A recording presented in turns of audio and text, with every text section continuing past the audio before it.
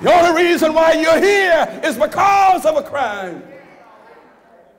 That crime has yielded eternal blessings to you and me. And so what I'm suggesting to you, purposeful. What I'm saying to you about Vern's life and Vern's departure, purposeful.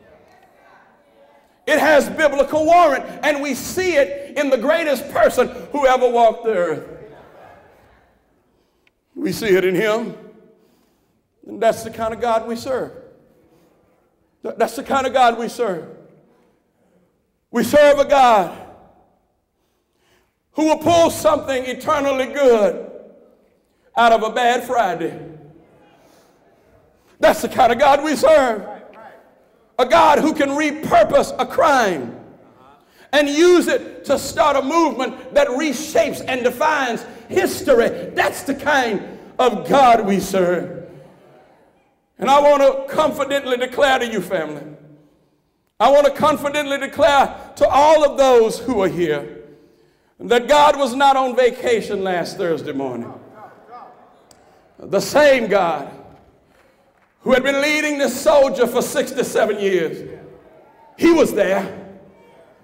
The same God who insulated and secured Vern through 2 tours of duty in Vietnam, he was there. Do you know that God? The same God, the same God from whom Vern received love and through whom he richly regifted that love to his friends and relatives and associates and neighbors. God was not on vacation. I'm declaring to you today that God was working overtime. He was working overtime, and what looked like the absence of God toward Vern was really God's greatest act of love. God was using Vernon, and he will continue to use Vernon to do something that he could not do. Many of us have benefited from his story. We've benefited from his kindness. But God was honoring this soldier, honoring his life, and engaging Vern on something that would ultimately help to reshape all of our histories. Listen to what I believe God is saying. For God so loved Austin, Texas,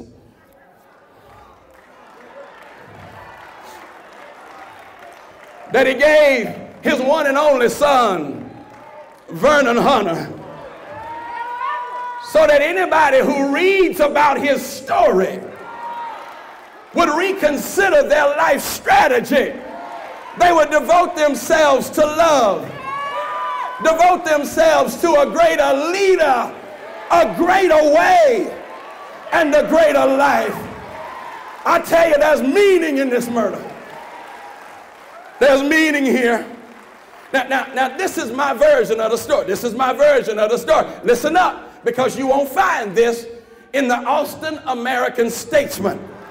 Nobody's Facebooking about this yet, but let me tell you my version of the story. God on that Thursday morning saw what Joe Stack was about to do.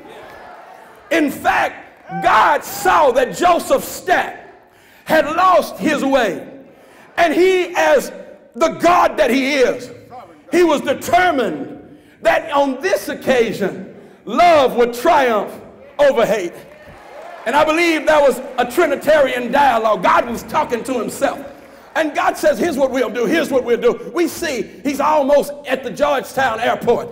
And God says, here's what we'll do. What we'll do is that we'll let everybody get out of the Echelon building except for one. We just want one. We just want one. One whose story that we can use. We don't want too many people to pass because we don't want any stories competing with his story.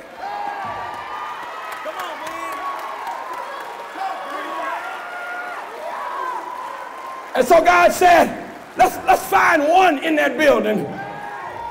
One who has a legacy of love instead of anger. One who loves us, one who loves me. and is addicted to kindness. God says, I'm looking for one, just one that I can use to get people to rethink the way they think about life. God was looking in that building and he said, there he is right there. Vernon Hunter, he's the one. Yeah, if we choose him, people will go online and read about him. If we choose him, they'll talk about him at the IRS throughout the next decade. If we choose him, there's a church called Greater Mount Zion that will be challenged to love the Hunter family. There he is. Vernon Hunter is the one. There is meaning in this murder. Through a crime scene, God is trying to reshape your history. Through a crime scene, God is trying to change Austin, Texas, forcing Austin to look in the mirror and say, what kind of city do we want to become? Friend, I want to suggest to you that God is speaking in this moment. He's using Vern to save people from a life of insignificance. Can you hear his voice? He's speaking in this moment.